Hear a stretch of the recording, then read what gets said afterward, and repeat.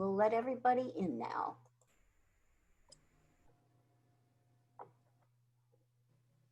Hi, y'all.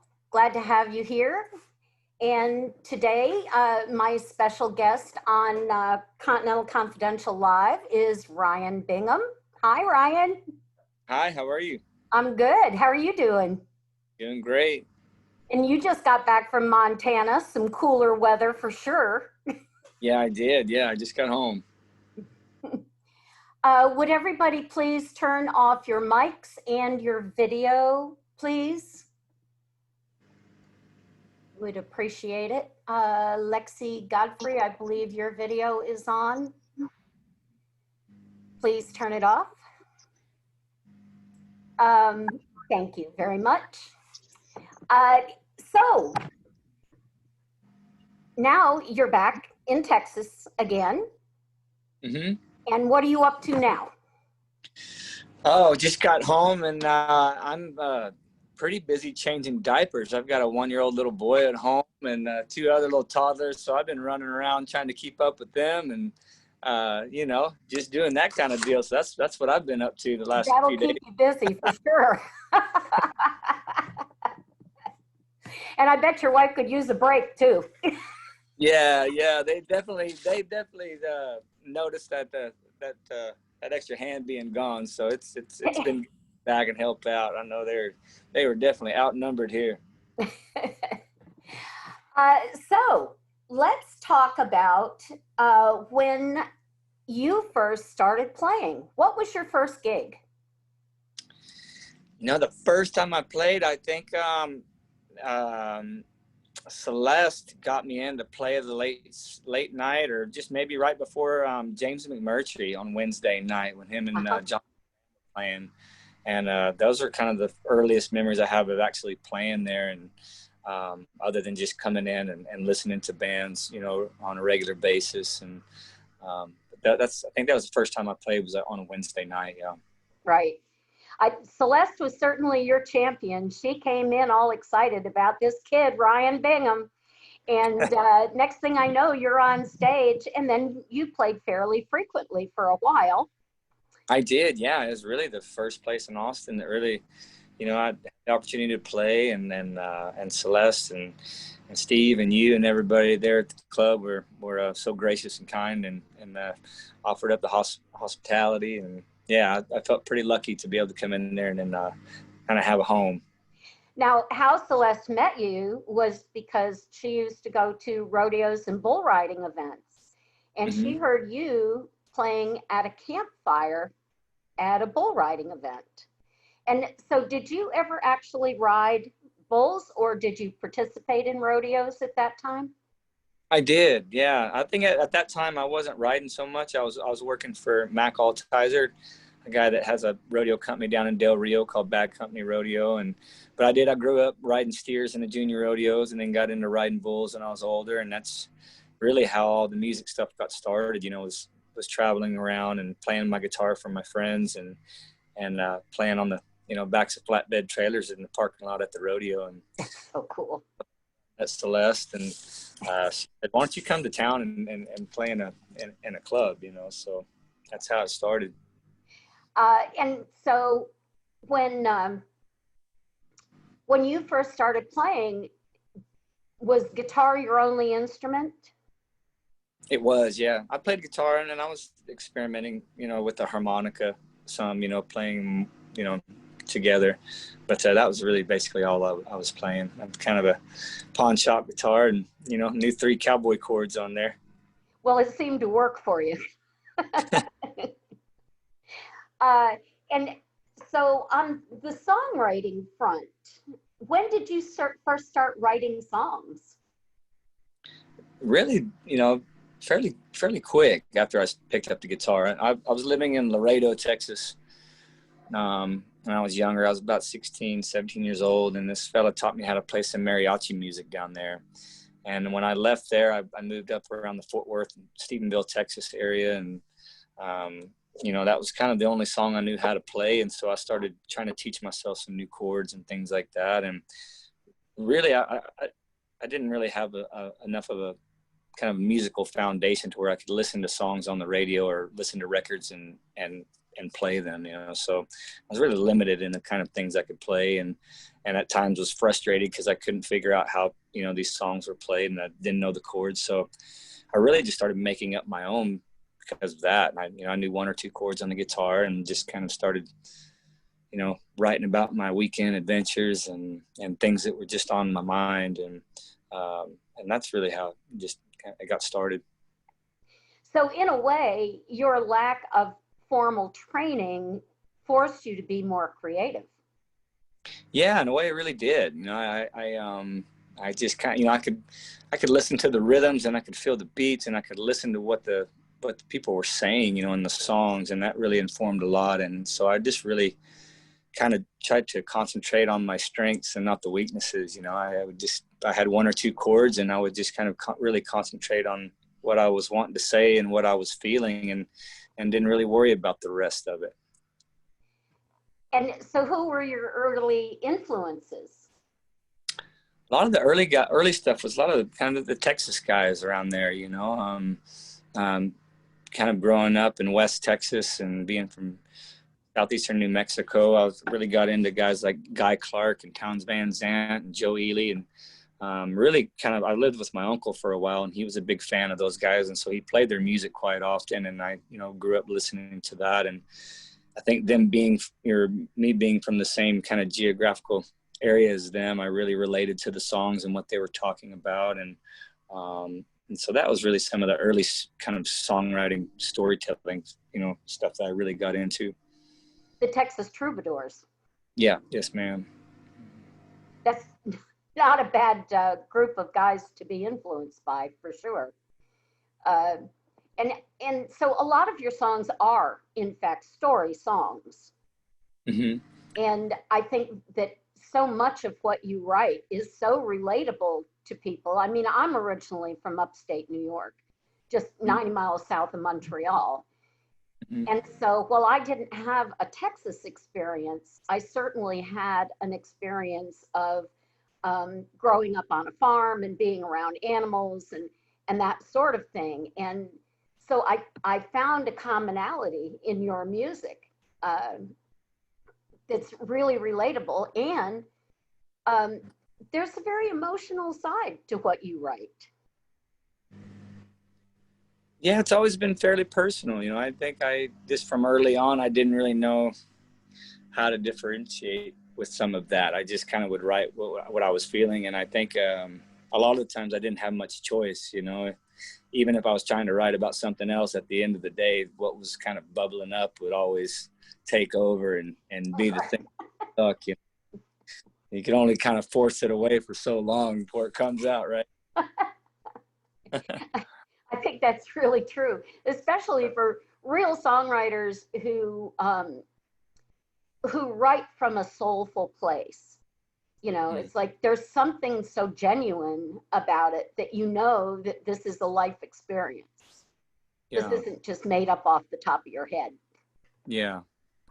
Yeah, and for me, I think sometimes too, it got to a point where if I was going to sing the songs every night, it really had to be something I felt and that I meant. You know, I couldn't just kind of regurgitate a story, you know, some kind of story that was fabricated just night after night after night without getting kind of bored with it. And right.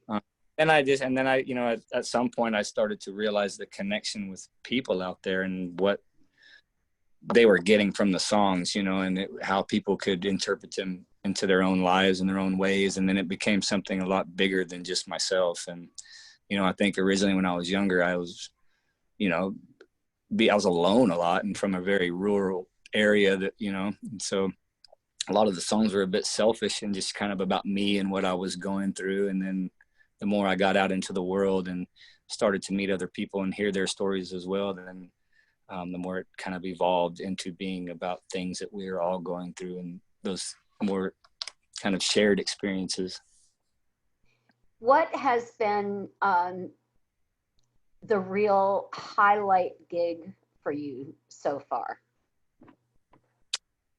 Gosh, I don't know. I've had some really cool ones that just, some of those things where you're just on stage and you're like, wow, how did I make it here after playing on the back of a trailer in a dusty rodeo parking lot? I remember I remember we were in Chicago and we got to play at Lollapalooza with the Foo Fighters. And that was a long time ago, but I remember it was pouring rain and there were just thousands of people there. And it was just kind of one of those very surreal experiences. We've had some really interesting gigs overseas in Europe and in Australia. And it just kind of goes from the top to the bottom of like playing and, on the sidewalk, for tips. And I remember I was in Paris for a few years in France, and I'd go into these parks with my buddy and he would play the spoons and I would play the guitar and put my guitar case out, along the subways and out in the parks and wherever we could play. And, you find yourself in some of these places sometimes and you just like, how the hell did I get here? Right. I would imagine, did Dave Grohl tell you that he enjoyed you? Yeah, we had a chat. It was pretty cool. We played with him, and there was a bunch of bands that day, but the guys from the Arctic Monkeys were really cool. And it was just I was really inspired, to be able to play alongside, kind of those kinds of bands and different genres and things like that, and see it all come together. And I'm such a fan of all kinds of different music, from across the board. So I always really enjoy getting the opportunities to play in places like that with other bands that I've been inspired by. Right. And, that kind of validation doesn't come lightly either, Yeah. That's what I liked about playing at the Continental so much too. There was always so many different kinds of music that came through there and still does, and I just, Austin was such a special place for that. I don't know if I would have Right. really kind of done what I've done if I wouldn't have been in the Austin area and had all the support from the community and places like the Continental Club. And, it's a pretty special place, and it kind of really, I don't know, nurtures that, so Right. pretty special. I remember sending Andy Langer a message saying, this kid, Ryan Bingham's going to be playing at the club on such and such a night. He's a newcomer. You need to come check him out. And Andy came and he was knocked out by you. And I was thrilled because Andy isn't easily knocked out. Yeah. And so, once the word kind of got out, it didn't take long for people to actually come and listen to you and hear for themselves what it was all about. And so, Ryan, everybody treats their own songs like children. You don't want to have a favorite, but do you have a favorite of your own songs? I do have a couple of favorites. I mean, I don't know if they're favorites, but they're definitely songs that I don't get tired of playing, that I can play every night. And South Side of Heaven is one of the first songs I ever wrote. That's one that I just never really get tired of playing, and it always means a lot to me, and I see it means a lot to other people. So Right. that's definitely one that's definitely stuck with me for a long time. That's one of my favorites too. And so on the songwriting front, what is the one song by someone else that you wish you had written? Oh man, there's a bunch, but there's a Hard Rain's Gonna Fall, the Bob Dylan song. I remember hearing that when I was, a young kid, or, in my kind of teenage years, and it really changed a lot of things for me, of just kind of my perspective and outlook on life and on the world. And, even today, I kind of look at that song and think that, kind of how big a deal that was, for a young kid to be out in the middle of nowhere and kind of hear that and kind of being tuned into another world out there that I wasn't aware of. And so that's one for sure. Yeah, I remember hearing that for the first time myself, you know, that and Positively Fourth Street, and, Yeah. you know, a lot of those early Dylan songs. And not surprisingly, almost every songwriter that I've interviewed so far has named Bob Dylan as one of the songwriters that they would love to emulate, you know, or that they Yeah. connected with on a very heartfelt level. Yeah. And so what have you got coming up in the future? Are you going to be doing some shows anytime soon? You know, I sure hope so. I just got home, and while I was in Montana, I was writing and recording a lot. I took some recording equipment with me up there, and I've got a handful of songs, and I'll probably have them here and start working on them and finish them up, and hopefully get a record out next year. As Nice. far as shows, I'm just kind of waiting to see how it goes with all the lockdown stuff with COVID, and hopefully I can do some stuff outside that's distance, or even do some Right. stuff from here in my little bar and cantina that I got at home, you know. So I'll probably start those back up, and I that's love your cantina sessions. thanks. I kind of wrote myself into that. I didn't really plan on doing them every day, and it just kind of turned into something. And I guess I I need to love get. them. I'm always reposting them, and people are just crazy over them. Cool. I know that, you know, with COVID, of course, everything is kind of on hold. Yeah. Some people are starting to do shows again. Carolyn Wonderland and I talked about this last week, that, you know, it's kind of a difficult position, because while I want to promote everyone's music and their shows, I can't in good conscience really promote live shows right now. Yeah. And so it's really difficult. Yeah. uh, Yeah. and so where do you kind of stand on that? Uh, are you looking to do live shows now, or are you kind of just standing back and waiting a while? I'm kind of just waiting, you know. I mean, I don't really feel like I'm overly paranoid, but I am cautious about it, and, you know, and I want to be considerate of other people. And, you know, I don't want to be responsible for hosting an event or promoting an event that gets anybody sick, you know. Correct. So, you know, at the end of the day, just kind of, I want to do what's best for the community, and not only just myself, you know, and try to do, you know, be responsible and think about other people. And, you know, if there's a situation where people feel comfortable and it's socially distanced and it's outside and there's plenty of room, then, you know, I might look at it. But I don't know. At the end of the day, if I always feel like if you get a bunch of people anywhere, and as soon as you put booze into the mix, it's like all that stuff goes out the window, you know? Exactly. So maybe I'll just do some stuff from home, and people, you know, enjoy it from here from now. And, you know, when there's a kind of a general consensus, you know, out there, and people start getting along and communicating on some sort of level where everybody feels safe, then I'll be ready to get back in the game too. Right. Tim, would you please turn off your video? And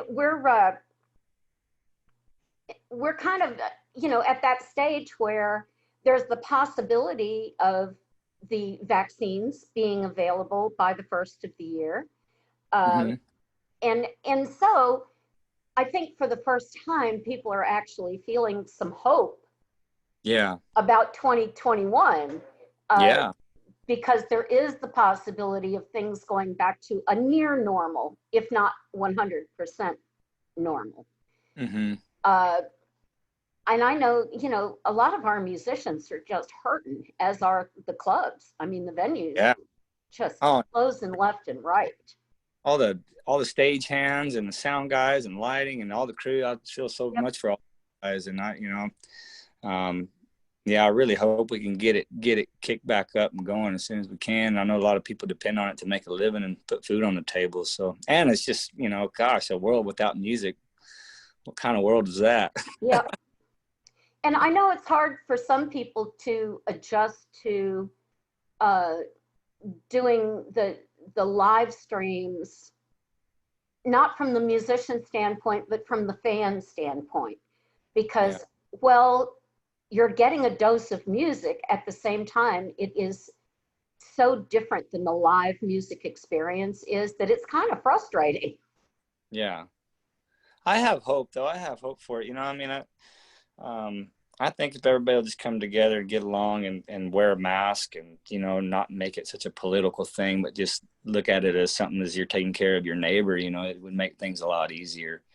You know, just come together and treat it as what it is, you know, and not something that it's not. So, and with the vaccine hopefully coming out, hopefully we can all get on the same page and move forward, and this thing will get started back up sooner than we hope, you know. Amen. That's what we're all hoping for. One of my friends is a production assistant for Phil Collins, and Phil just recently did a tour, and he and his huge crew were able to do it safely. Yeah. And, you know, everybody was tested, everybody had temperature checks, and, you know, they went through all of the safety protocol, but they were actually able to do it. And so it's not that it can't be done, but I think it almost takes someone of Phil Collins' status to be able to afford to do that. Yeah. Yeah. It's not cheap. That's for sure.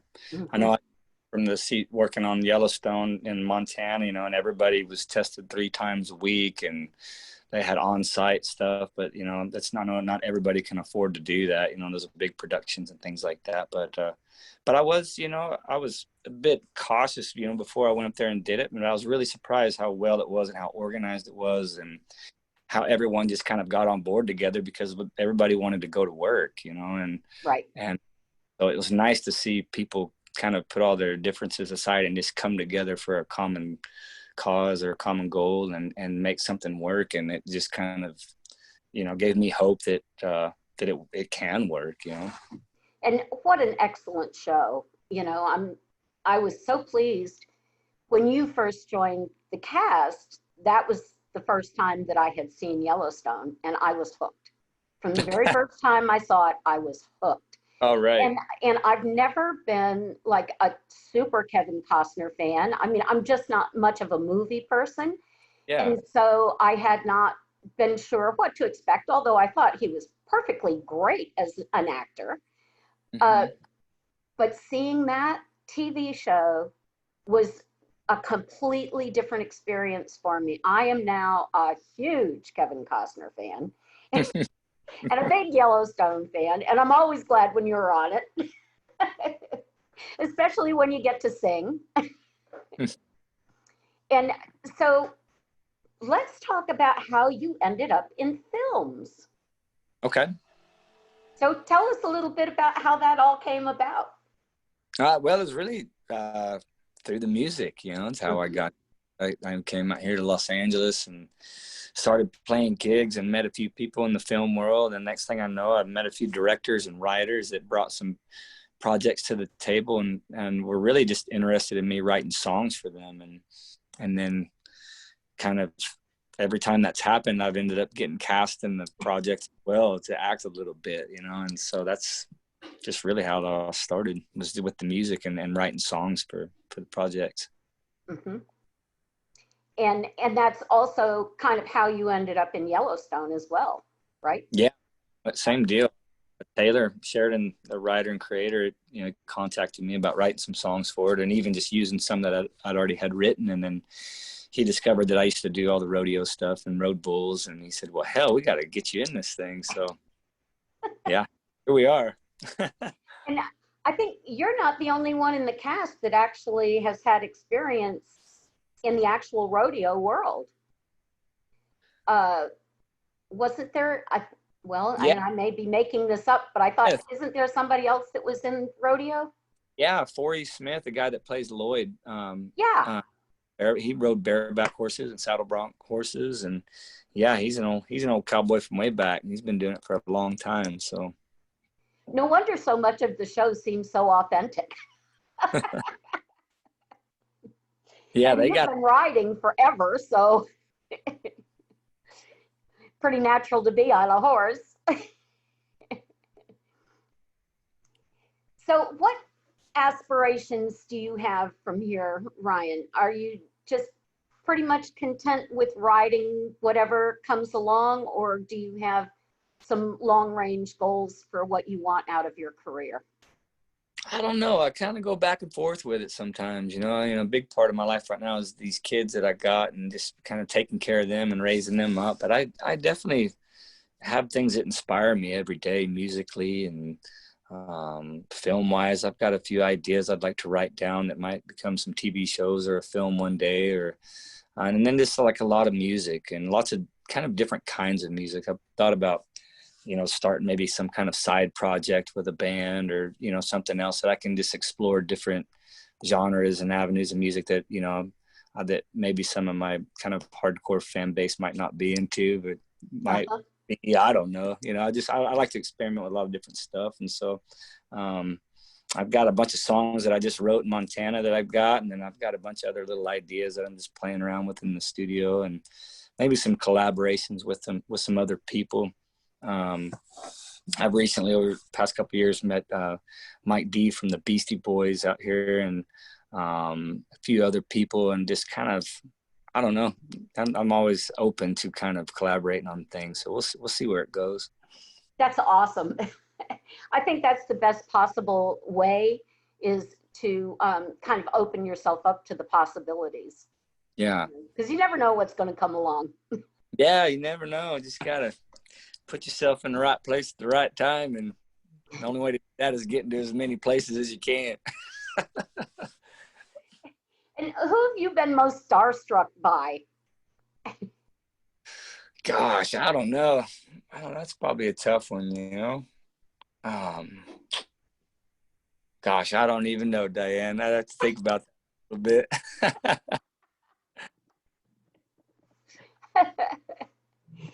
Well, I know that one of the things that I've always enjoyed the most about you is that you are just so totally down to earth. There's no pretense about you, which is awesome.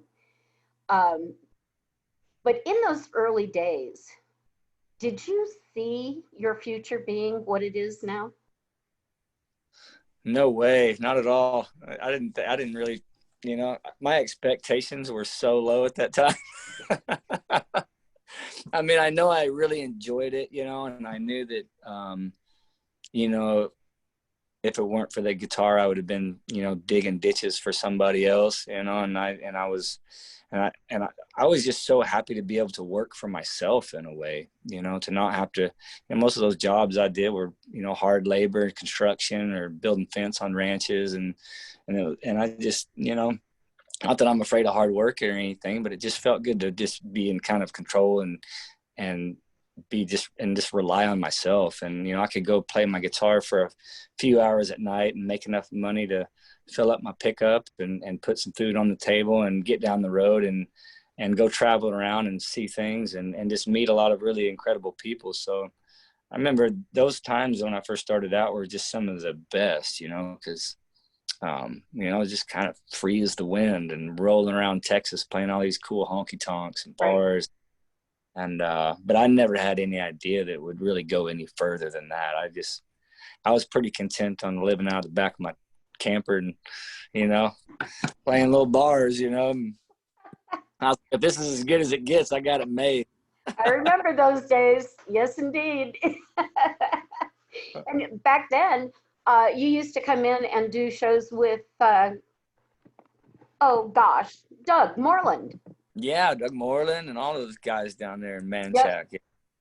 Yep. Mm-hmm. That was always fun. Yeah. And I remember the two of you would bring your dogs in with you. Yeah. And when the two of you would be up on stage, the dogs would be in the back with me. Yeah. Until Jalapeno was called up on stage to perform. Yeah, that's right.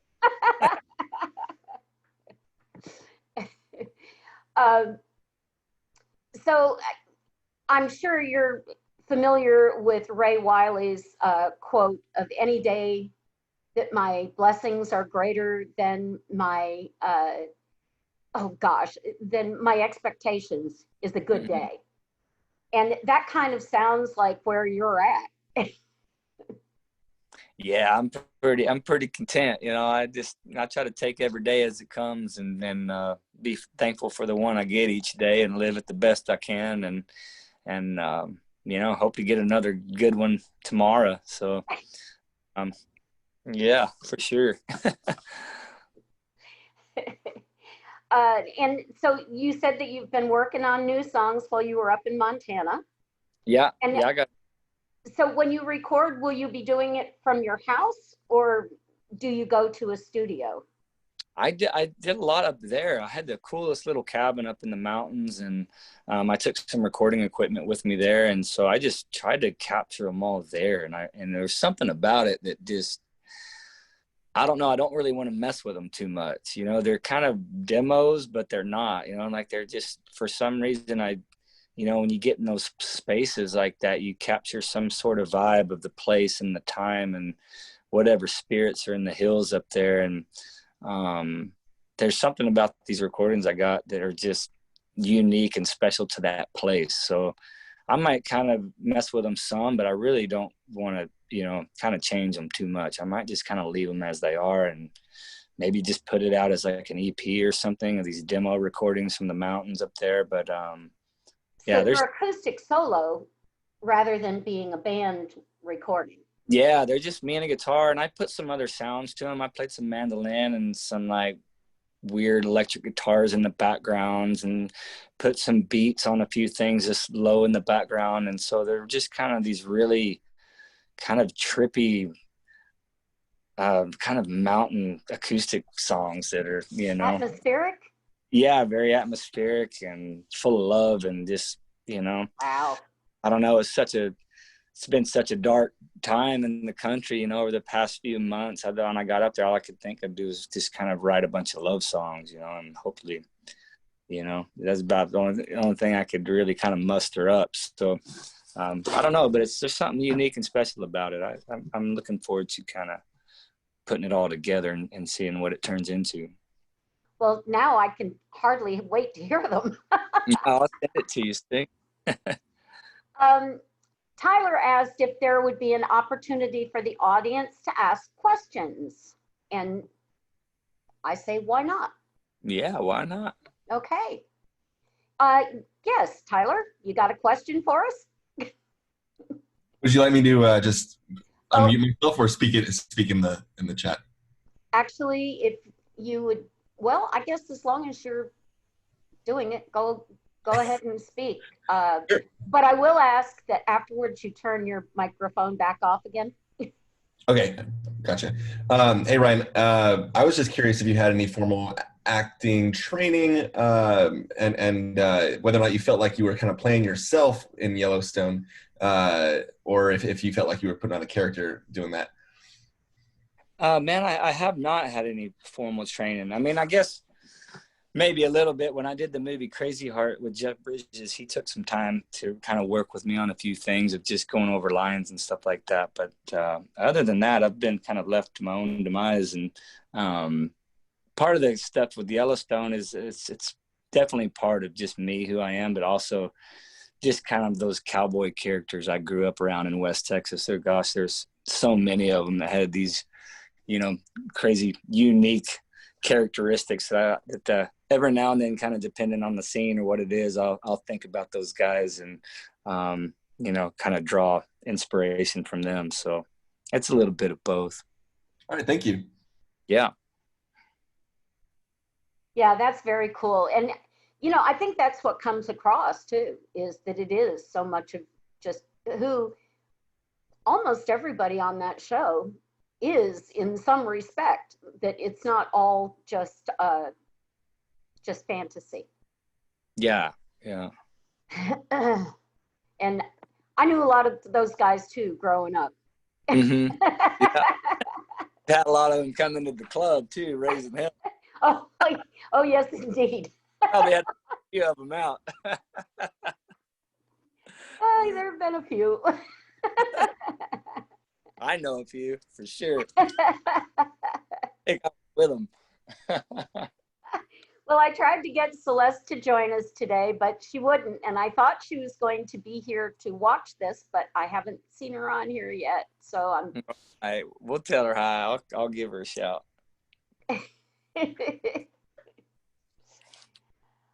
Well, Ryan, I guess I would like to throw in a little bit of an ad right now for donations to be made to the Continental Club employees. And that includes the Continental Club, the Continental Gallery, and Sea Boys. And Ryan has graciously offered up that any donations you would have made to him, you would make to our employees instead. And those can be made on our website at www.continentalclub.com/closed. That is the page where all of the information about our closing, about our potential reopening, all of that will be found on that page, as well as our tip jar. And Steve, the owner of the Continental Club and Sea Boys and the Gallery, has made all of our merch sales, 100% of the profits go to the employees. James McMurtry has done an EP called Blasted from the Past, and it's from live performances at the Continental Club. And 100% of the proceeds of that sale on Bandcamp go to the employees. Steve Shook of Steve Shook Inc., an artist from Washington, D.C., and a musician as well, has done a G-Clay print of the Continental Club, and that also is giving us 20% of the sale. And then we have Patty Griffin live streams at 7 o'clock on November 21st and December 5th. And the tickets are on sale now at boxoffice.mandolin.com. And John Doe has launched a 3-show live stream event. And the first one is from Sea Boys on the 19th, so right around the corner. And then at Arlen Studios and Cactus Cafe. And I have posted the link in the chat. And a portion of each ticket sold using that code benefits the Continental Club. So thank you to everyone who's graciously offered to help us out. And Ryan, thank you very much. It's very much appreciated. Yeah, of course. Of course. Thank you, Diane. We have a soft spot for you. We got a soft one for you guys too. So thanks everybody for joining us. Thank you so much, Ryan. And I hope to see you before too long. We'll all be back in our respective spots. I'll be at the back door and you'll be on stage. That's right. I will be. As soon as we get it fired up, I'm heading your way. Yay. So y'all take care and check out the links in the chat if you'd like to help us out. And Tyler says thank you, and Katrina says thank you, and Tracy says thank you. All to Ryan, you're the best. Thank you guys. See y'all later. Bye, Diane.